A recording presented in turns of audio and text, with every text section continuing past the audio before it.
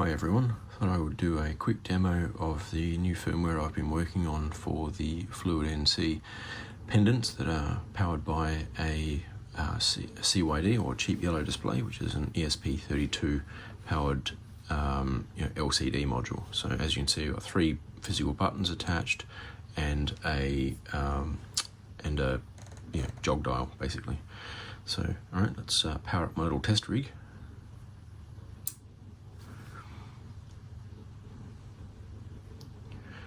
So it's just waiting for the controller to boot up. Because of the way I've got it configured, it will boot up in alarm because I haven't homed anything. So if I go to jog, I can go jog all.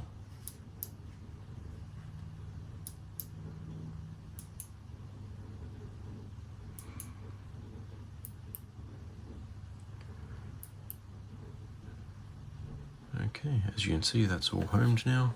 But yeah, so as you can see, you've got the ability to move in increments of 0.1, 1, 10, or 100 millimeters. You've got work areas, the various coordinate systems. You can set, depending on which one you've selected, you can set the work 0 manually, no problem at all.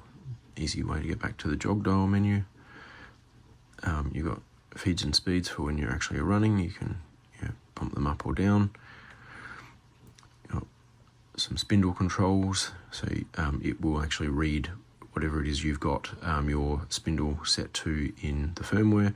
It will give you 25%, 50% and 100%, and you can just select that, and you can select whether you want to go forward or reverse, and then start stop, and you can manually dial it in as well in increments of 1000 RPM. So I don't actually have a spindle connected to this one, so it's gonna do that. But yeah. SD card, I don't have one installed at the moment, but it'll show you what files you've got on the SD card on your controller, not on the pendant but on the controller itself.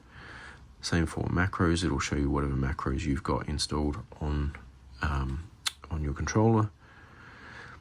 With probing, this is all macro driven. There's 2 demo macros, which is from the FluidNC or FluidDial, FluidNC wiki. So yeah, you can just modify those as you need. So Z surface is your standard probing, and then you've got one for tool height as well if you've got a tool height setter. Status, it'll tell you, that's quite good for when you're running a job. You can see what your current file is.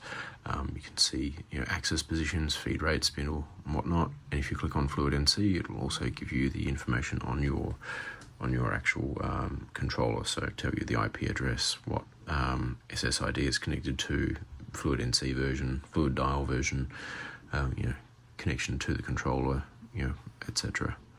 And if you like to hold your controller up the other way, I'm holding with that. If you like to hold it up the other way, you can just rotate the dial, and it will give you the upside down version. So yeah.